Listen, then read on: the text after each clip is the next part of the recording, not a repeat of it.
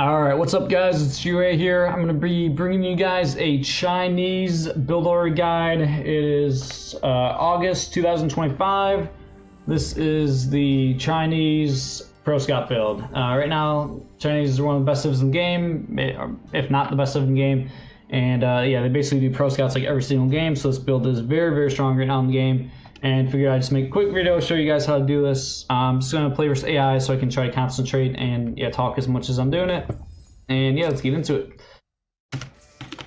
Alright. So you obviously want to queue up villagers as soon as you load in. One thing with China, there's a lot that you have to kind of like take in as soon as the game starts. You got to be ready right before the game starts.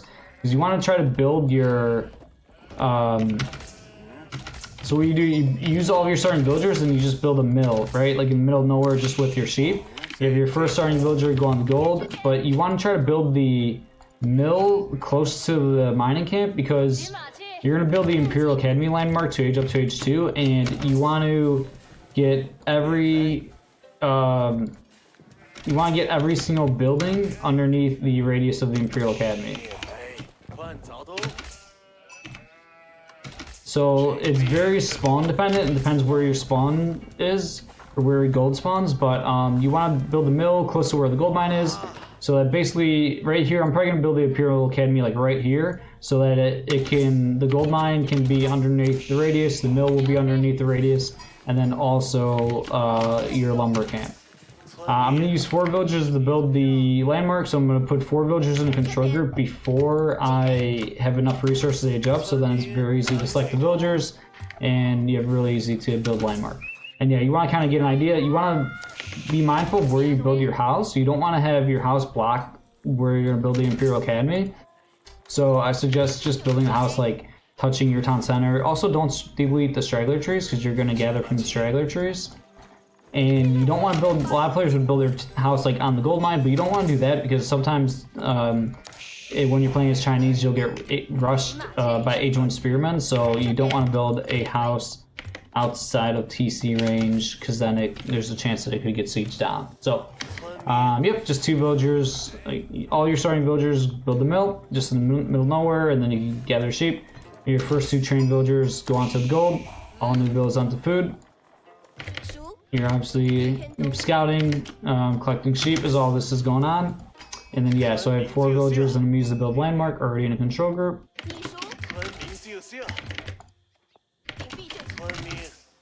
And you don't want to idle TC, you don't want to like rush the age up too soon. Always have villagers in queue, you know, don't like rush the TC. And you can force drop off. And then I'm gonna select 2 villagers. So yeah, this is the newest build I've been doing. There's kind of 2 different versions. One version is you will build a house. Your second house would be a house so that you don't get housed. The other version is that you build a village, and I'm doing the version where you build a village. I think it's a little bit better because obviously the village will give you a lot more population. There's a very tight window though between, you know, if you can get the village built. So yeah, I'm going for the village build here.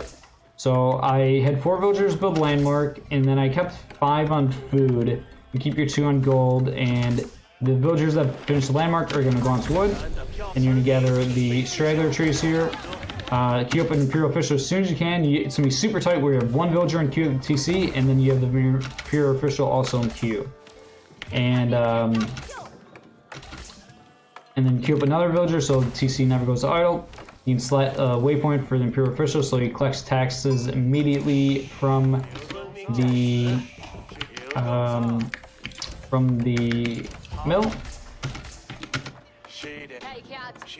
These ones need to drop off. I could have split up the villagers on the straggler trees a little bit better, but it should be okay. I'm still gonna build a mill with these ones, so yeah. And then you can build a mill. Supervise the mill, get another Imperial Official out. They're dropping off a little bit extra there. Tried teleporting this one villager, didn't work the first time. And then, yeah, so this is looking pretty clean right now. Very tight windows where you're like barely, you know, queuing up a build. You know, just barely avoiding idle TC time. And then we're back on food, and then yeah, so you're trying to rush pro scouts here. And main thing is you're paying attention to the imperial officials and you're collecting taxes as soon as you possibly can. But not, you wait until there's 40 gold in a building and then you collect the taxes. And especially with the mill, you gotta be very, very mindful of the mill.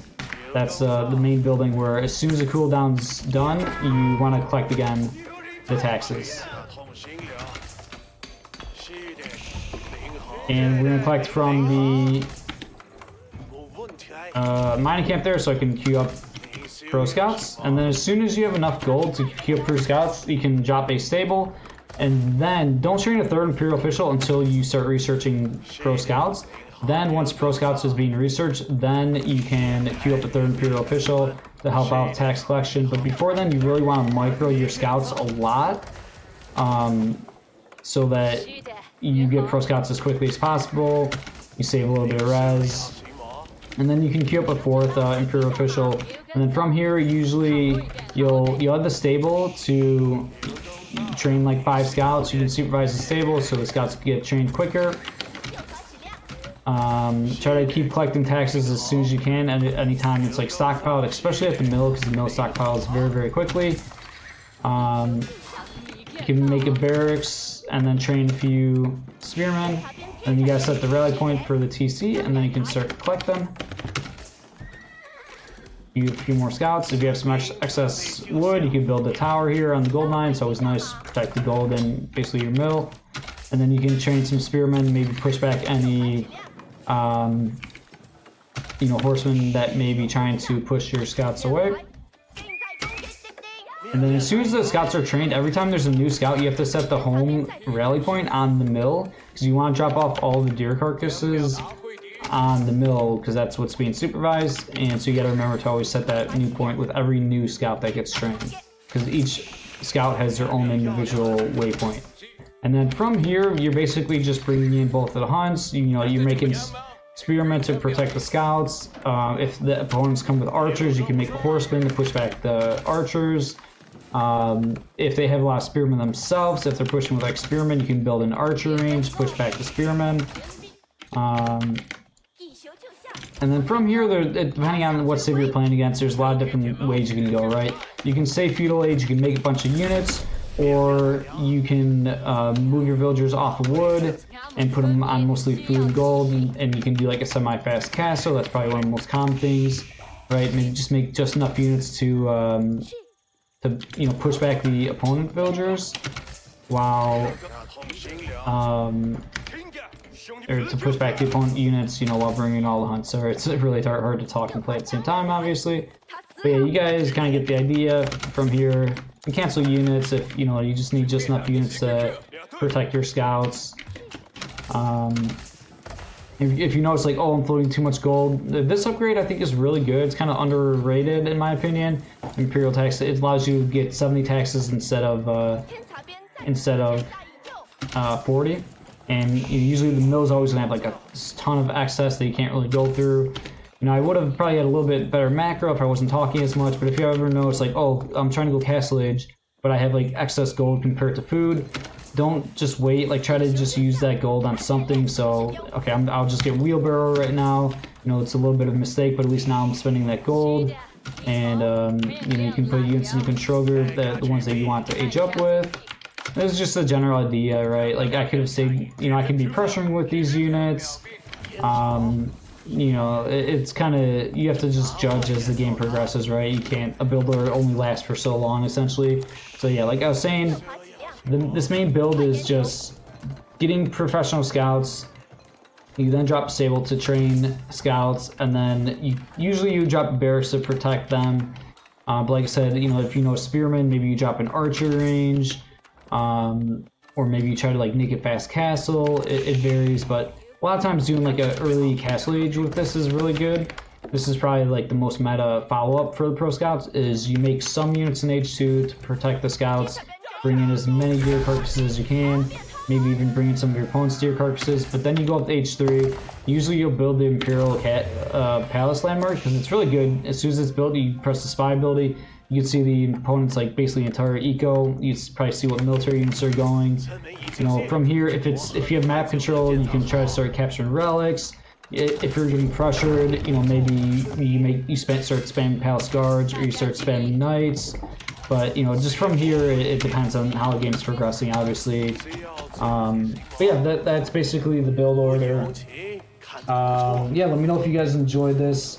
Very quick summary again, I guess, for this video is you build the mill close to the gold mine so that the Imperial Academy can cover all 3 economic buildings so that you get the most taxes. Because you get more taxes when the eco buildings are built underneath the Imperial Academy.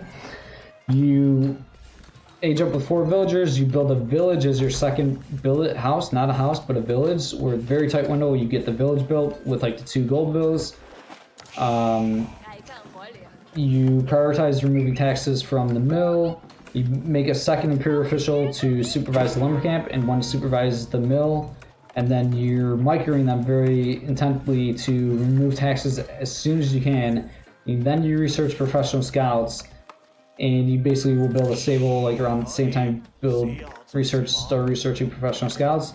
And then as soon as pro scouts is researched, then you can use gold to queue up a 3rd imperial official and a 4th imperial official to help out with the tax collection, as there is a lot more APM and everything.